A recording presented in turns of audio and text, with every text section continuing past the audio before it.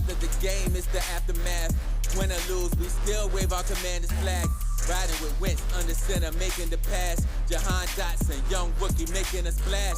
That burgundy and gold, that's what we about. Jonathan Allen knocking QBs to the ground. We die hard and nobody can shut us down. Cause this is the greatest show in town. Let's go. Go, go, go, go. What's good, Washington Commanders fans? All right, this is my recap of yesterday's thrilling game between the Washington Commanders and the Denver Broncos.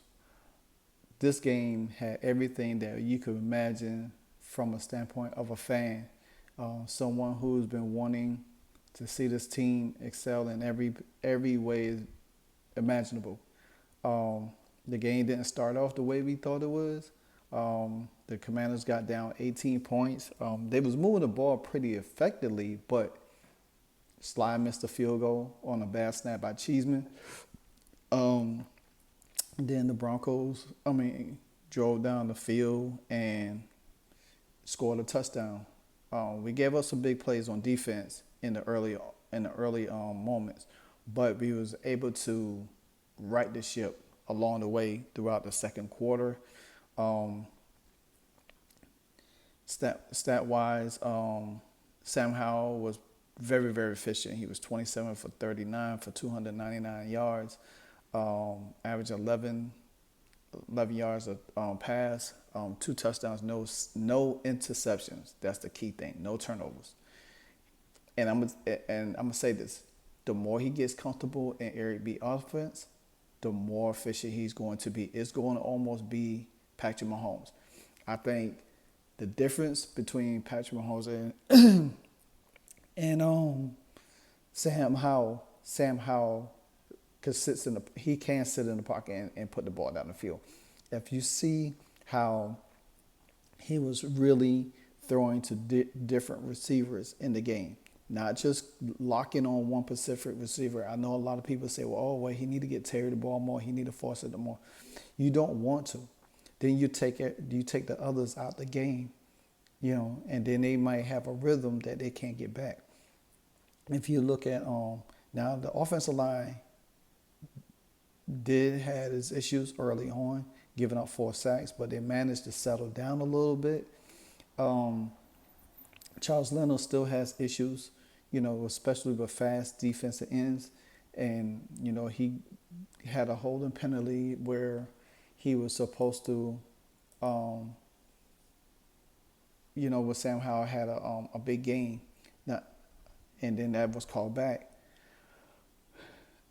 But like I said, the offensive line did settle down. They did got where they needed to be. They did do the things that they needed to do, and you got to see this offense explode the way it needed to explode. Because in the first game of the season, we didn't have that. We didn't know what this offense was looking like, because it was so steady. But Ron Rivera did allude to in his press conference early in the week that, hey, last week, that this offense is going to push the ball a little bit more down the field, which they did. They was pushing the ball. And when you got a great running game, you're able to push the ball down the field. You're able to make put the defense on his heels. And everybody kept saying, the Denver Broncos have a great defense, blah, blah, blah, blah, blah. Okay, let's look at it. They was stopping us in the first half. But then, as as the game went on, as the game went on down the line, the Commanders got back into the game slowly. They was down 18 points at one point. It was 14-3 quick. The Broncos scored on a 5-yard run. Then they hit a 60-yard bomb to Marvin Mims. And then they went up 21 on a 16-yard pass. So, but like I said, the Washington Commanders got back into the game on a Logan Thomas 4-yard pass from Sam Howell, which got Logan Thomas knocked out the game, because I think if Logan Thomas didn't get knocked out that game, I really think that we could have really went on a tear. Um, but as he got knocked out from a cheap shot, and it's something that I'm kind of glad that Sean Payton ain't our coach, because he probably would have teach our guys to do the same thing, you know, and it would have cost us. But we went for two. B-Rob got the 2-point conversion.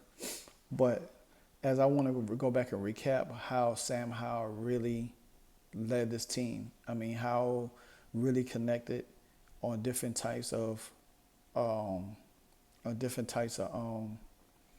passes. You know, he threw a deep corner post where John Bates got behind the cornerback, and it was the safety there, but Sam Howell put the ball right between. He threw it so deep, right between where only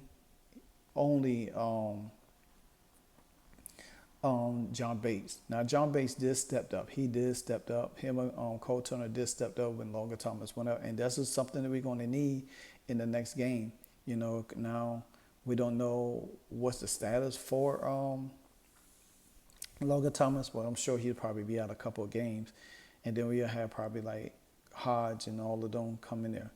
Turner had 2 catches for 21 yards, so he was averaging 10 yards a catch. You know what I'm saying? Bates, longest pass that Sam Howell threw to him was for 35 yards. Terry had a 30-yard touchdown pass. Brian Robinson had a 21-yard pass. Tony Gibson had a 36 yard, which it was good to see him took that screenplay and got in the flat, and he almost broke it all the way. So there was a couple on these two, the screen pass from Gibson and Brown Robinson. If Sam Cosby and the other offensive lineman didn't get tripped, that could have been went for a touchdown. Even the one to Bates after safety was on there, that was in stride. Bates could have got that and took it to the house. So there was a lot of big play opportunities that just got nicked out the way, to where it could have been really explosive plays, like almost probably about 60 yards of play. So that's something that teams going to have to prepare for us a little bit more, because now you got to think it's not going to be that easy to deal with us. You know what I'm saying? Like I said before, I watched the Buffalo Bills. Yeah, they played a Raiders team that can't even score number 17 points. You know what I'm saying? I think if Washington defense had started out fast and slowed down Russell Wilson, Russell Wilson probably wouldn't even had 33 points. And then they got that fluke Hail Mary that gave it, because it was what? 20, what? I think it was. They had 24, I think, 24 points, something like that they had. But at the end of the day, they had 24. They kicked the field goal. It was 27, yeah. So at the end of the day, Washington had more explosive plays that could have went to the house. You just look at it all over, and it's something, like I said, it was something that they didn't do in the first game last year. You know, they didn't have these. Not last year, but last week they didn't have explosive plays. They literally had to claw and scratch with the Arizona Cardinals, who almost beat the Giants yesterday, until the Giants came back. So the Washington Commanders now, I think they starting to feel a little bit. Terry had 5 catches for 54 yards. Bates had 3 for 46. Gibson, De'Ami Brown had 3 for 25. Jahan Dawson had 3 for 22. So, like I say, there was 1, 2, 3, 4, 5, 6, 7, 8, 9, 10 guys that touched the ball. 10. He spread it around. He didn't lock on one. And like I said before, this is going to get dangerous for teams. Teams going to see the Washington Commanders, and they're going to be like, okay, we can't play them the same way, because they got too many weapons to go with. And if Eric Bieniemy gets Sam Howell going, each game instead of them trying to, do this and do that. If you think about it,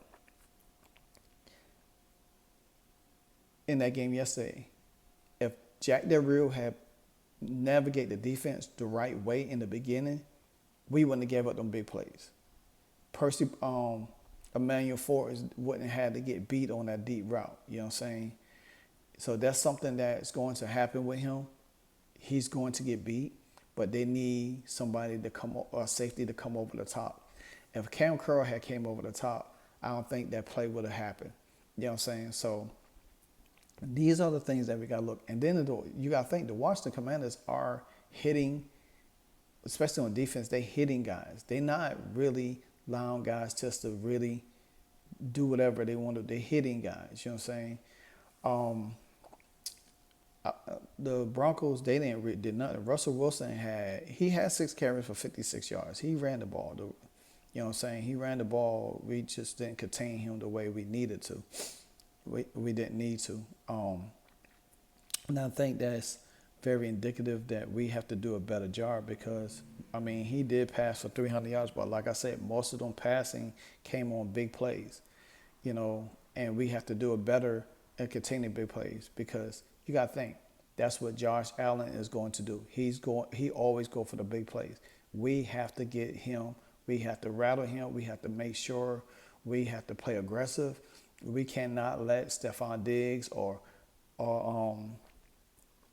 Knox or Gabe Davis, all of them to get behind us. We have to play efficient.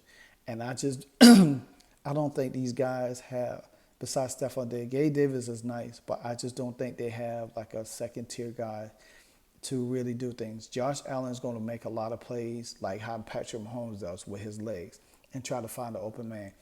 Same thing Russell Wilson did yesterday.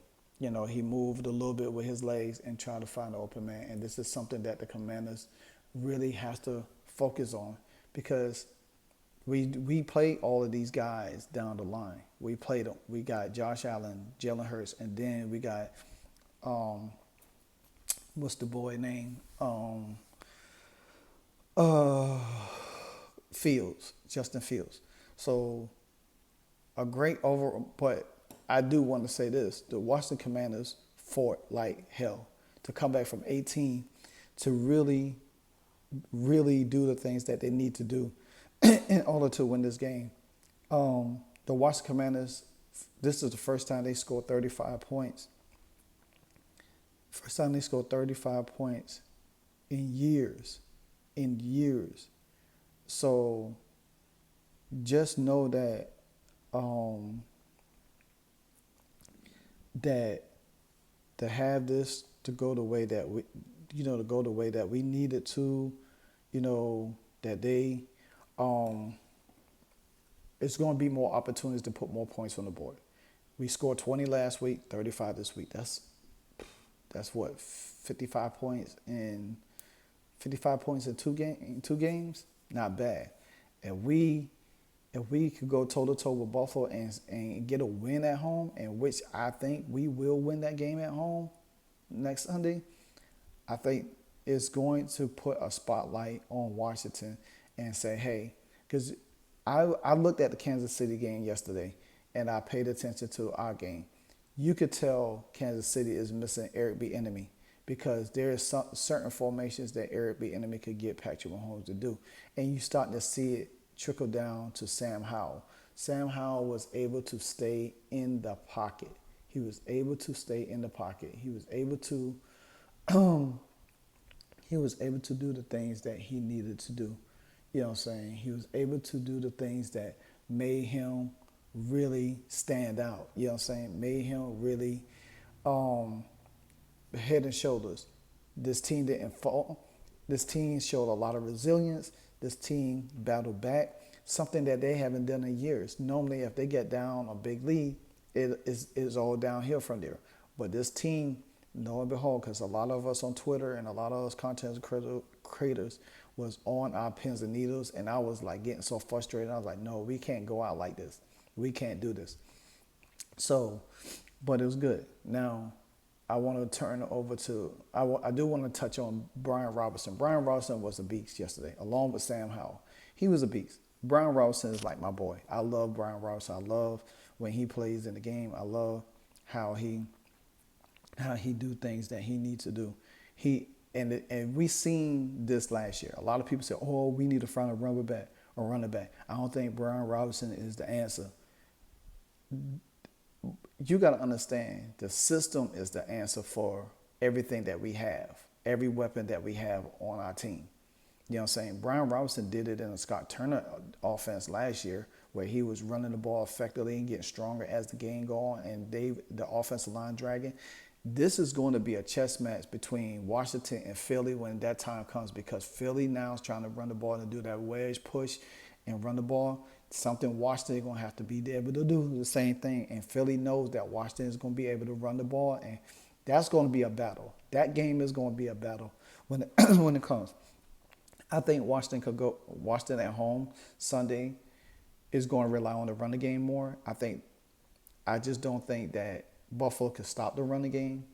Have you seen it? The first game of the season?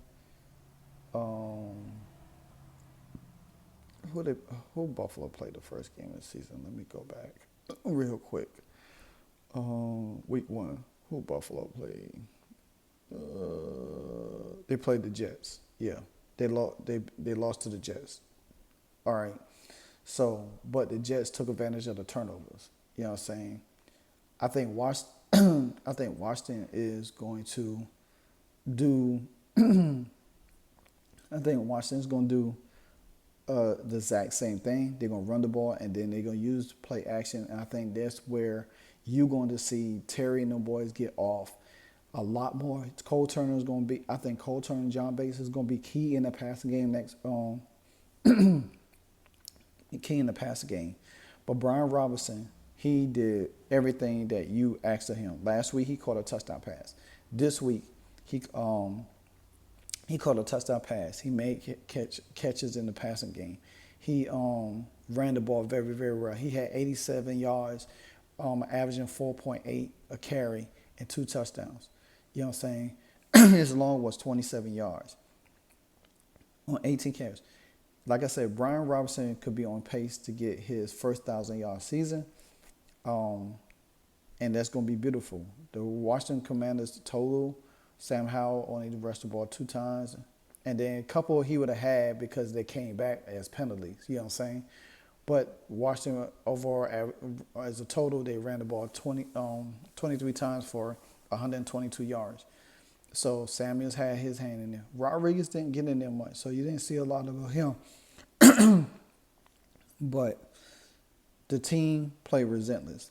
Now, I'm going to go on to the defense. The defense played good. And the turning point of the game when Jamie Davis ran down Russell Wilson and tackled him and made him fumble, that was the pivotal moment of the game when the game started to turn around and Washington started putting points on the board to get back into the game. That started everything. That started it all, and it actually made sense for the Washington Commanders to take advantage, and that's what they did. They started taking advantages of turnovers. They started taking advantage of the things that they needed to do, and then they started putting pressure on the Denver Broncos. And when the Denver Broncos started falling apart, you start seeing Russ going back to the being Russ, like last year Russ. So this is what I like. This is what I expect for this team to continue to fight. Cam Kerr was great, 9 tackles, 4 solo. Cody Barton, even though he didn't play as well, but he had, he had 4 solo tackles. Deron Payne, had a sack. And like I said, this team had 7 sacks. I think we had 3 last week. We already got 10. Defense had 7 sacks. 5 different dudes contributed to sacks, okay? Right. Chase Young, Montez Sweat. They had 1.5 sacks along with 3 other dudes that registered sacks. Exactly. I'm looking at their defense. You know it's only going to get better.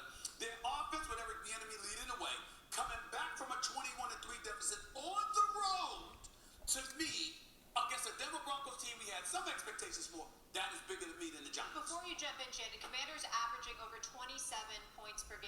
Meanwhile, the Chiefs 18. And And, Eric Bieniemy factor. EB has Sam Howell looking like a competent quarterback. Yes. He's playing extremely well. But I'm agree with Riggs. Think about it. I was trying to get on there.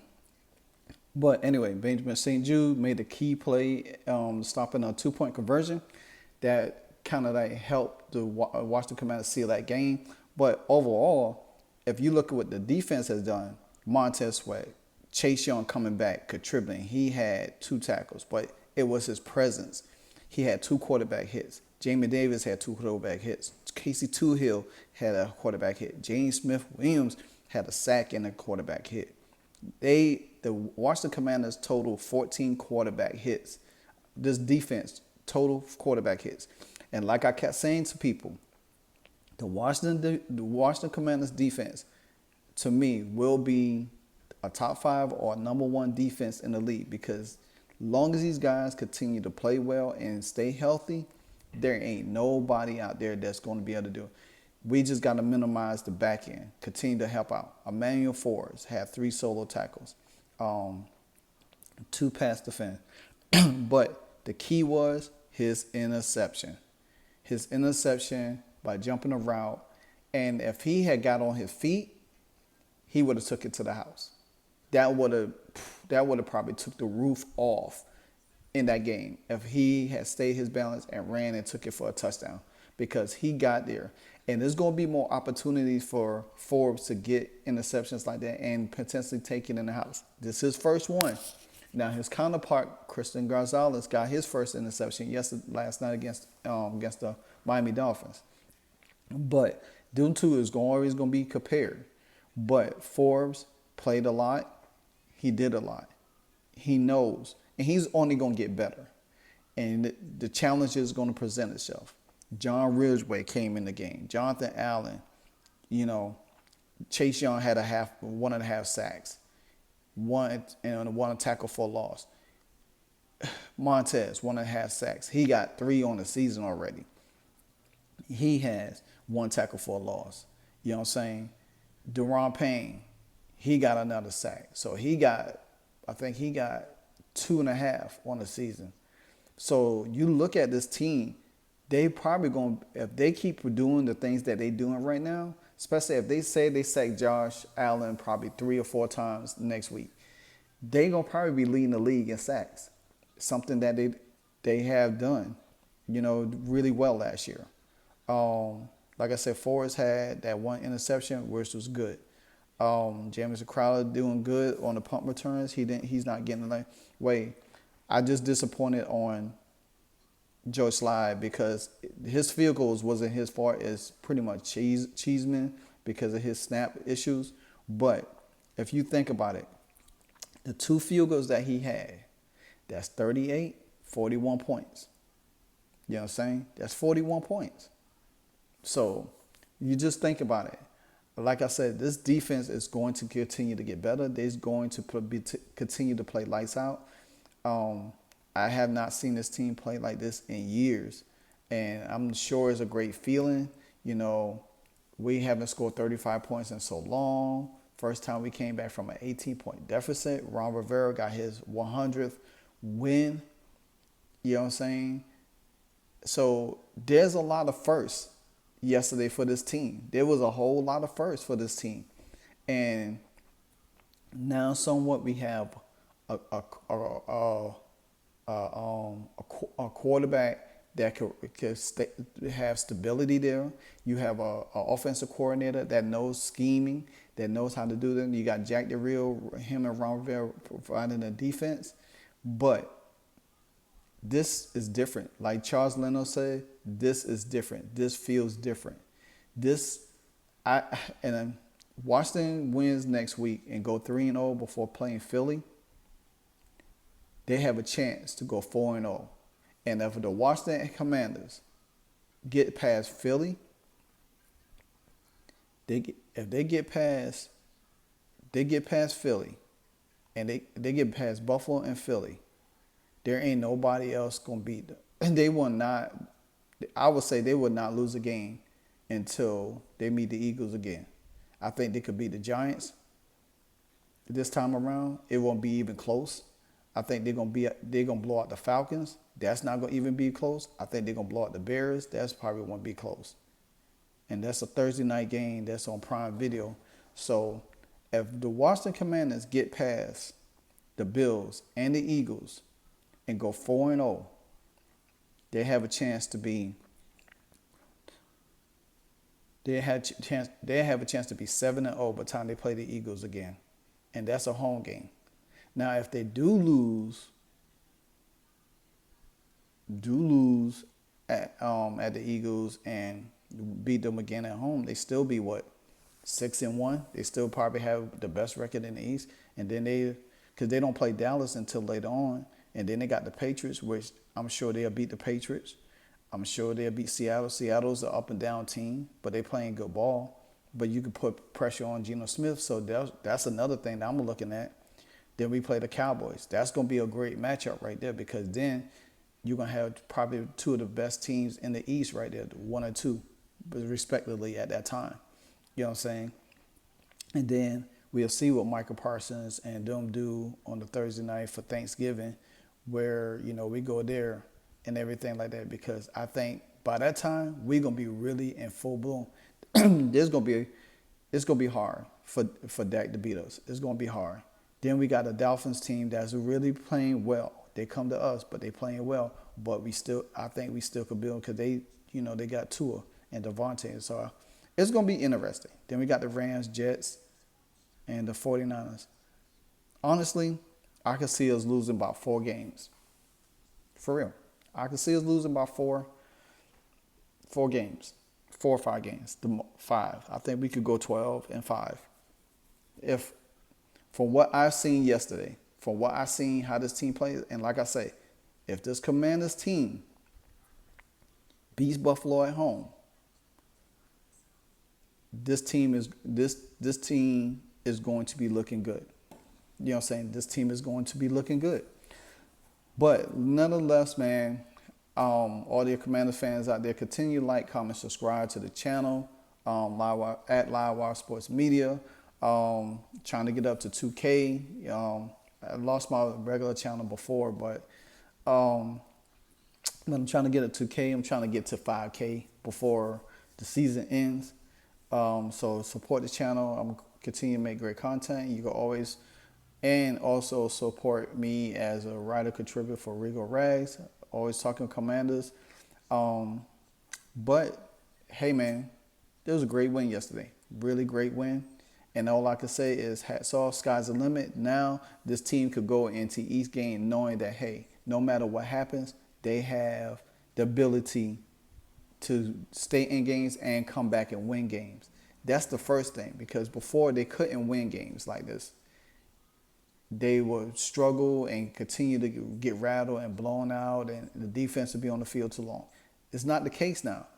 The offense is complementing the defense by making plays, pushing the ball down the field, scoring, and when they need to score, and giving the defense rest. And that helps the defense come on the field to do the things that they do, because it's not going to be easy beating this team no more. This team ain't the laughing stock. This ain't your same Washington Commanders or Washington football team or the Washington Redskins. This is a whole completely team.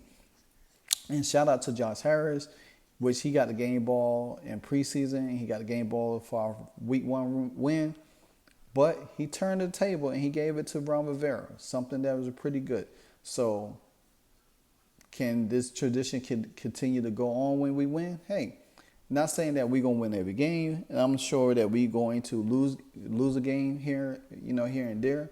But for the most part, you see this team building. You see this team learning each other. You see this team really embracing the notion of winning, or how to win. You know what I'm saying? Not just sitting back and like, oh well, And Sam Howell. He takes his highs with the lows.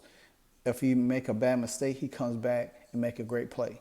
He doesn't get rattled. He stays calm, and that helps his teammates at the same time.